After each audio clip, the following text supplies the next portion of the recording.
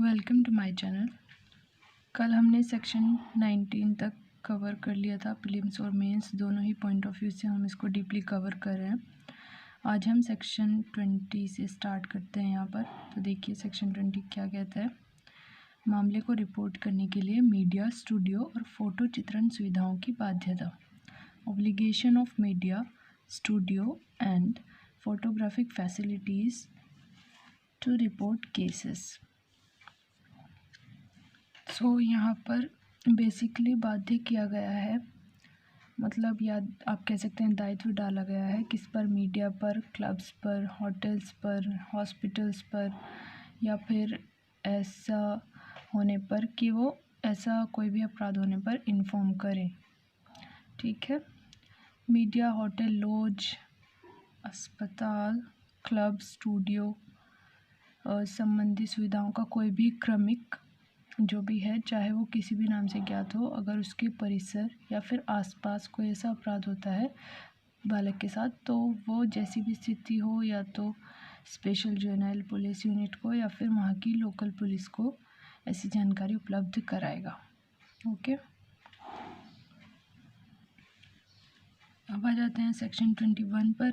मामले की रिपोर्ट करने या अभिलिखित करने में विफल रहने के लिए दंड, punishment for failure to report और रिकॉर्ड अ केस। अगर कोई असफल रहता है ऐसा मामला रिपोर्ट करने में, तो वो दंडित किया जाएगा किस कारावास से?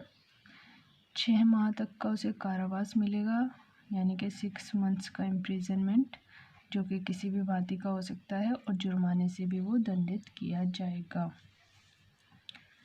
ये देखिए, किसी भी भांति के कारावास से। अब सेक्शन 22, मिथ्या परिवाद या मिथ्या सूचना देने के लिए भी दंड दिया जाएगा यहाँ पर। किसी को अपमानित करने या फिर उद्यापित करने, धमकाने या मानहानि के आशय से अगर मिथ्या परिवाद करने पर अगर मिथ्या परिवाद होता है, या फिर किसी की मानहानि करने के लिए या फिर उसे उकसाने के लिए ऐसा कोई अपराध रिपोर्ट किया जाता है, यानी कि ऐसी मिथ्या सूचना दी जाती है, तो उसको भी सेम दंड मिलेगा, यही वाला 6 मंथ्स कारावास और जुर्माना दोनों। परंतु इसका सेकंड क्लोज क्या बोलता है कि अगर बालक द्वारा ही ऐसी कोई मिथ्या सूचना उपलब्ध कराई गई है, परिवाद या मिथ्या सूचना, तो उसको कोई भी पनिशमेंट नहीं मिलेगा, यानी कि बालक इस दंड से क्या है, मुक्त है। और ऐसा कोई व्यक्ति जो बालक नहीं है, किसी बालक के विरुद्ध ऐसा मिथ्या परिवाद करे, तो उसके लिए 1 वर्ष तक का कारावास और जुर्माना दोनों दिया जाएगा। इसका थर्ड क्लोज क्या बोलता है कि अगर ऐसा कोई व्यक्ति जो खुद तो बालक है नहीं, तो स्वयं वो बालक नहीं है और किसी बालक के विरुद्ध ऐसा मिथ्या परिवाद या सूचना देता है या ऐसा मिथ्या परिवाद करता है, तो उसको यहाँ तो ओनली 6 मंथ्स का है, यहाँ पर 1 ईयर इम्प्रिजनमेंट है और जुर्माना है, या फिर दोनों भी दिए जा सकते हैं। ओके, सेक्शन 23, मीडिया के लिए प्रक्रिया। तो यहाँ पर मीडिया के लिए प्रोसीजर क्या होगा वो देख लेते हैं। फर्स्ट क्लोज हमारा बात करता है कि मीडिया को यह ध्यान रखना है कि बालक की पहचान प्रकट ना करे, जैसे उसका नाम, पता, या फिर स्कूल के बारे में जानकारी, या फ़ोटो, माता पिता इत्यादि किसी भी टाइप की ऐसी पहचान वो प्रकट नहीं करेगी मीडिया। परंतु यदि कोर्ट ऐसा चाहे या कोर्ट को आवश्यक लगे, तो कोर्ट बोल भी सकता है ऐसा जो है पहचान प्रकट करने के लिए। ओके, ये देखिए, यदि उसकी राय है कि ऐसा प्रकटन बालक के हित में है, तो न्यायालय क्या है, ऐसी परमिशन दे सकता है प्रकटन की। ओके, और एक ये पॉइंट बताया गया है इसमें कि बिना ऑथेंटिक इन्फॉर्मेशन के तो मीडिया को कोई भी तथ्य प्रकाशित नहीं करना है। मतलब अगर प्रकटन की या प्रकाशन की परमिशन भी मिली है, तो भी बिना ऑथेंटिक इन्फॉर्मेशन के मीडिया कोई भी ऐसा तथ्य प्रकाशित नहीं करेगा। ओके।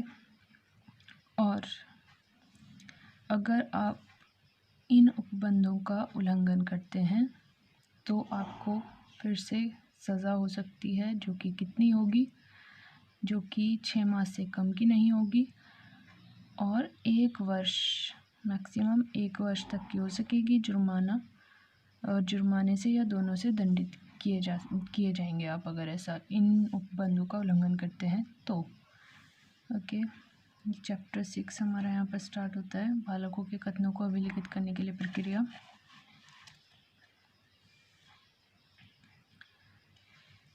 सेक्शन 24, बालक के कथन को अभिलिखित किया जाना।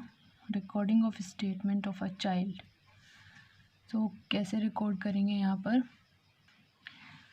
तो यहाँ पर बता रखा है कि बालक के निवास पर ही, यानी कि जहाँ पर बालक रहता है, चाइल्ड जहाँ पर निवास करता है, उसी स्थान पर कोई महिला पुलिस अधिकारी, जो कि क्या नहीं होनी चाहिए, सब इंस्पेक्टर, उप निरीक्षक की पंक्ति से अन्यून यानी कि नीचे की नहीं होनी चाहिए।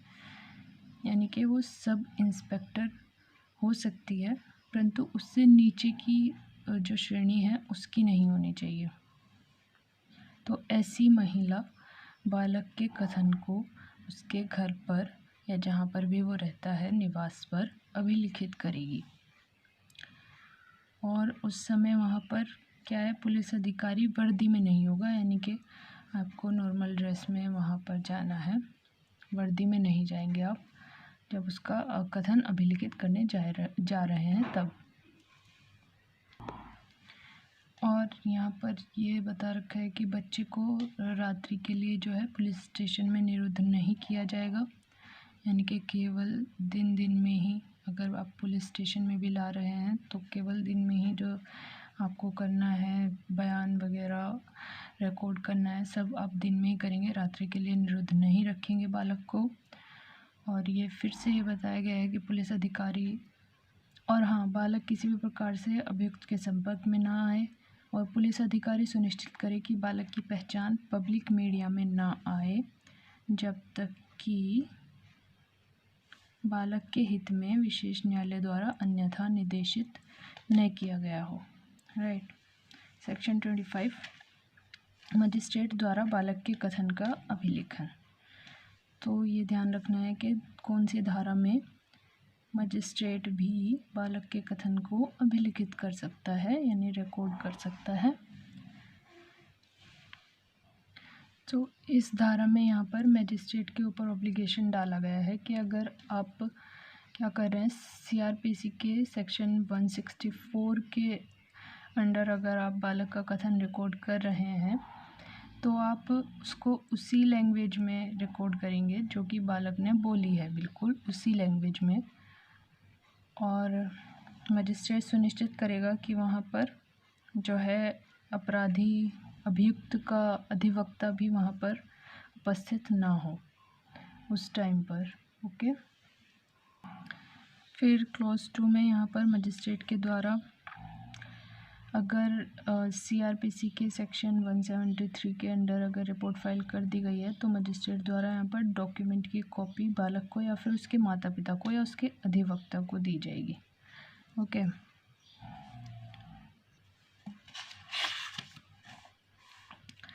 सेक्शन 26 में क्या बता रखा है कि अभिलिखित किए जाने वाले कथन के संबंध में अतिरिक्त उपबंध। ये इसमें बताया गया आपको कि माता पिता की उपस्थिति होना आवश्यक है। ओके। यदि कोर्ट को लगे कि बालक की भाषा समझ में नहीं आ रही है तो बालक को कोर्ट की भाषा, या फिर बालक को या तो कोर्ट को समझ नहीं आ रही है बालक की भाषा, या फिर बालक को कोर्ट की भाषा समझ में नहीं आ रही है तो कोर्ट किसी अनुवादक या दुभाष्य को नियुक्त कर सकता है इसके लिए, ट्रांसलेशन के लिए।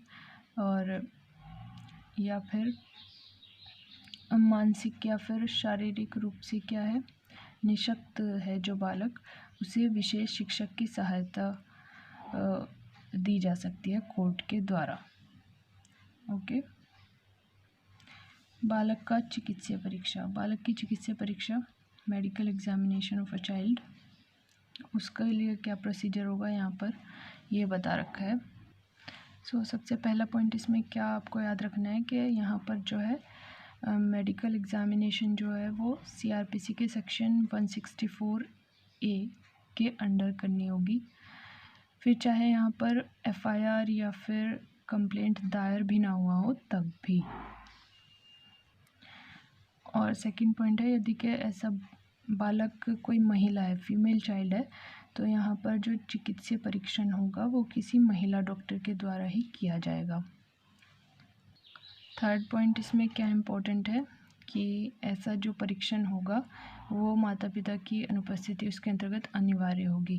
परंतु यदि माता पिता नहीं है बालक के, तो चिकित्सा संस्था के जो प्रमुख हैं उनके द्वारा नाम निर्दिष्ट, यानी कि वो जिसको भी चुनेंगे इस काम के लिए, नाम निर्दिष्ट करेंगे मतलब, तो उस महिला की उपस्थिति होना आवश्यक है अगर माँ बाप उसके नहीं हैं, माता पिता। ओके, अभी यह है सेक्शन 28 चैप्टर 7 पर हम आ गए हैं। थोड़ा रैपिडली स्टार्ट करते हैं ताकि इसी वीडियो में हम कवर कर पाएँ इसे। विशेष न्यायालयों को अभिहित किया जाना, डेजिग्नेशन ऑफ स्पेशल कोर्ट्स। तो यहाँ पर स्पेशल कोर्ट्स के बारे में हम पढ़ेंगे। राज्य सरकार हाई कोर्ट के चीफ जस्टिस के परामर्श से किसी भी डिस्ट्रिक्ट में, यानी कि किसी भी ज़िले में क्या कर सकती है, कोर्ट ऑफ सेशन को स्पेशल कोर्ट बना सकेगी। राज्य सरकार को ये पावर है कि वो किसी भी स्पेशल कोर्ट को किसी भी कोर्ट ऑफ सेशन को स्पेशल कोर्ट घोषित कर देगी। यदि ऐसा कोई चिल्ड्रंस कोर्ट है तो उसे भी आप स्पेशल कोर्ट ही मानेंगे। ओके, जुरिस्डिक्शन बता रखा है इसमें क्या होगा। इसमें ये बता रखा है कि ये देखिए कि अगर यदि कोई अपराध जो है धारा 67(ख) के अंतर्गत किस एक्ट का सेक्शन है ये, IT एक्ट, सूचना प्रौद्योगिकी अधिनियम की धारा 67(ख) के अंतर्गत अगर रिपोर्ट हुआ है, कमिट हुआ है ऐसा अपराध, तो ऐसे अपराध का विचारण भी इसके अंतर्गत किया जा सकेगा, इस एक्ट के अंतर्गत, और CRPC के अंडर भी चार्जेस फ्रेम होंगे। ओके, सेक्शन 29 और 30 में यहाँ पर प्रिजम्पशन के बारे में बताया गया है, कतिपय अपराधों के बारे में उपधारणा। तो ये क्या बोलता है सेक्शन कि इस अधिनियम की जो धारा 3, 5, 7, 9 है उनके अंतर्गत अगर किसी व्यक्ति का अभियोजन हो जाता है तो कोर्ट क्या उपधारणा करेगा, शैल वर्ड यूज़ हुआ है यहाँ पर, तो कोर्ट उपधारणा करेगा कि ऐसा अपराध हुआ है, जब तक कि क्या यह साबित नहीं कर दिया जाता कि उसने ऐसा अपराध नहीं किया है। राइट। सेक्शन 30 आपराधिक मानसिक दशा की उपधारणा, presumption of culpable mental state. ये अब देखिए इसके अंतर्गत क्या है, निम्न दशाएं हैं इसके अंतर्गत। मोटिव, नंबर 1 मोटिव यानी कि हेतुक, और इंटेंशन यानी कि आशय, और तीसरी है तथ्य का ज्ञान और विश्वास, कि न्यायालय क्या मानेगा कि जिस ऐसे अभियोजन हुआ है या जो इस अपराध के अंतर्गत दोष सिद्ध हुआ है या अभियोजित हुआ है, तो न्यायालय मानेगा कि उसका ऐसा हेतुक भी था, आशय भी था, और उसे तथ्य का ज्ञान भी था और विश्वास भी था। ओके। सेक्शन 31 विशेष न्यायालय के समक्ष कार्यवाहियों को दंड प्रक्रिया संहिता का लागू होना, यानी कि प्रोसीजर जो CRPC में दे रखी है ना वही अप्लाई होगी इसमें। कोर्ट ऑफ सेशन को क्या माना जाएगा, एक स्पेशल कोर्ट माना जाएगा। ओके। सेक्शन 32 विशेष लोक अभियोजक। इसमें क्या बता रखा है कि इसे अपॉइंट करेगा राज्य सरकार, स्टेट गवर्नमेंट, और एलिजिबिलिटी क्या होनी चाहिए, नॉट लेस देन 7 years, यानी कि ऐसा अधिवक्ता जो 7 साल तक प्रैक्टिस कर चुका हो। सेक्शन 33 विशेष न्यायालयों की प्रक्रिया और शक्तियाँ, procedure and powers of special court क्या होंगी। इसमें फर्स्ट इम्पोर्टेंट पॉइंट क्या बनता है कि जब भी स्पेशल कोर्ट के पास ऐसा मामला आता है तो स्पेशल कोर्ट क्या है, संज्ञान ले सकता है। ओके, यदि विपक्ष का अधिवक्ता कोई सवाल पूछना चाहता है चाइल्ड से, तो उन सवालों की लिस्ट पहले कोर्ट को देगा, मतलब कि कोर्ट पहले देखेगा कि आप बालक से एग्रेसिव या फिर कैरेक्टर से रिलेटेड सवाल तो नहीं पूछ रहे हो। ओके, सो नेक्स्ट पॉइंट आपको ये ध्यान रखना है कि आपको चाइल्ड फ्रेंडली एटमॉस्फेयर वहाँ पर क्रिएट करना होगा, और अगर चाइल्ड चाहता है, अगर ज़रूरत है, तो बालक को बार बार आराम दिया जाएगा।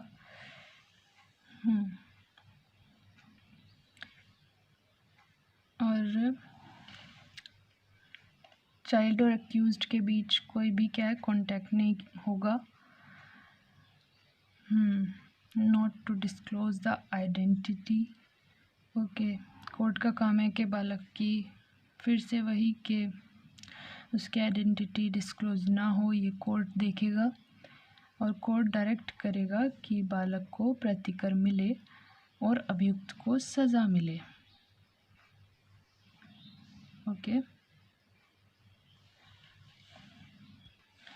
और ये हमारा इसमें लास्ट पॉइंट है कि विचारण के प्रयोजन के लिए सत्र न्यायालय यानी कि सेशन कोर्ट की सभी शक्तियाँ स्पेशल कोर्ट के पास होंगी।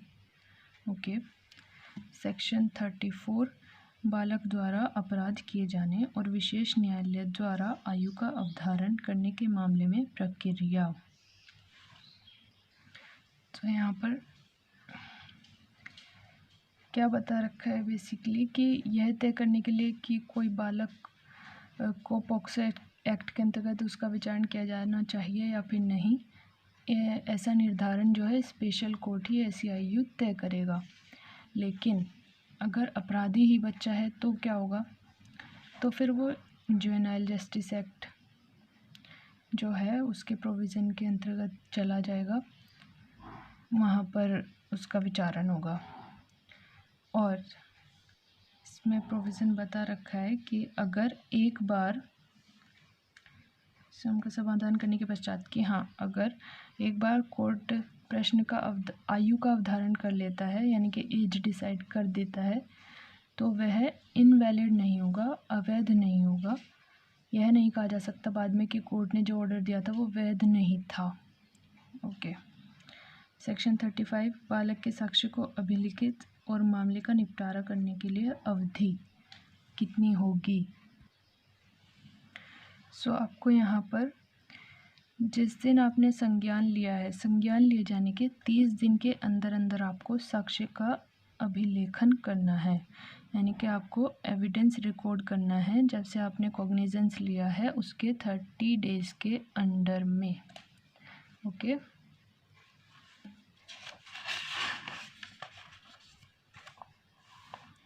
और कॉग्निजेंस लिए जाने के 1 वर्ष, तो 1 वर्ष के भीतर आपको क्या कर लेना है, विचारण को पूरा करना है। ओके, सेक्शन 36 साक्ष्य देते समय बालक का अभियुक्त को न दिखाना। तो सिंपली बस ये बता रखा है कि जब भी साक्ष्य दे रहा है बालक तो अभियुक्त को इसके संपर्क में ना लाएं। विचारण का बंद कमरे में किया जाना, यानी कि अगर न्यायालय चाहता है तो बंद कमरे में विचारण कर सकता है बालक को।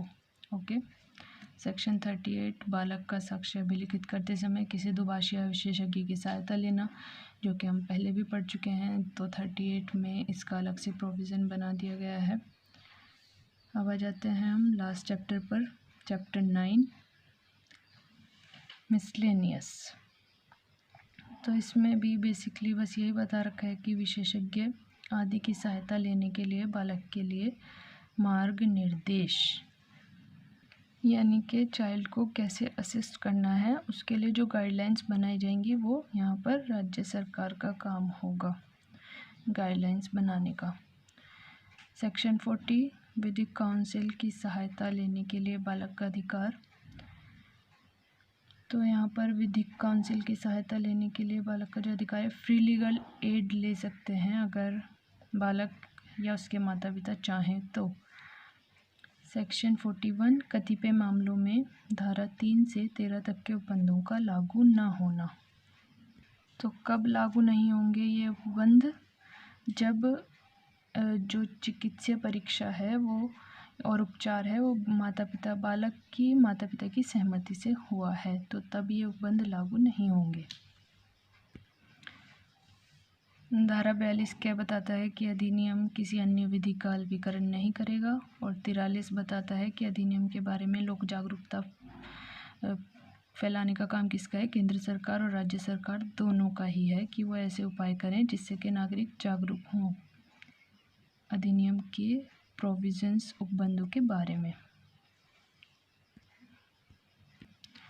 सेक्शन 45 नियम बनाने की शक्ति यहाँ पर किसकी है? केंद्र सरकार की है। और हमारा लास्ट सेक्शन है कठिनाइयों को दूर करने की शक्ति किसकी है? वो भी केंद्र सरकार की है। तो गाइज़ ये था हमारा पॉक्सो एक्ट, जो कि हमने अच्छे से बिना सेक्शन पढ़े ही ऐसे पॉइंट्स में डील किया है कि अगर आप इनको सुनेंगे, बस आपको अपने माइंड में समझ लेना है कि ओ अच्छा इस सेक्शन में ये चीज़ बता रखी है, तो आपको प्रीलिम्स के पॉइंट ऑफ व्यू से तो बेस्ट रहेगा ही। मेंस में भी आप ये पॉइंट्स लिख सकते हैं। ज़रूरी नहीं है कि मेंस के आंसर्स में आपको बैरेक्ट की लैंग्वेज लिखनी है। बैरेक्ट की लैंग्वेज वैसे ही समझना इतना मुश्किल होता है, तो याद करके तो आप कैसे लिखेंगे उसको एग्ज़ाम में? कोई नहीं लिख पाता है, तो आप भी इस झंझट में ना पड़ें। तो आप पॉइंट्स को समझें और सेक्शन की हेडिंग आप ज़रूर याद रख लें। उसके बाद उसके अंदर क्या है पूरे सेक्शन के, ये मैंने आपको शॉर्ट में बता ही दिया है। अगर आपको पसंद आया है तो आप कमेंट में बता सकते हैं। Okay, thank you. Next videos में भी हम ऐसे ही एक्ट्स को कवर करेंगे 1 बाय 1। ओके।